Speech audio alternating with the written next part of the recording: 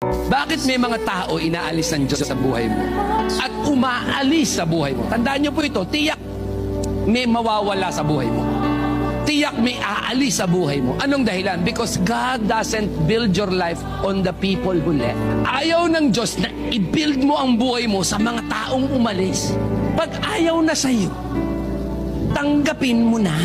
May mga tao na, let's say, nag-apply ka ng trabaho, hindi ka nakapasok, it left. Tanggapin mo, it's not for you. God is not preparing that place for you. Pastor, ginawa ko naman ang lahat. Okay, ginawa mo ang lahat, and yet sarado ang pinto. Tandaan mo ito, Diyos lang ang pwedeng magbukas. Pag ang Diyos nagbukas, kahit sinong gusto magsara, hindi makapagsasara. Pero kapag ang Diyos na nagsara, kahit sino hindi pa na makapagbubukas. Tandaan niyo ito, mga kapatid. Whoever left your life, whoever walked away from you, was not part of God's purpose for your current season.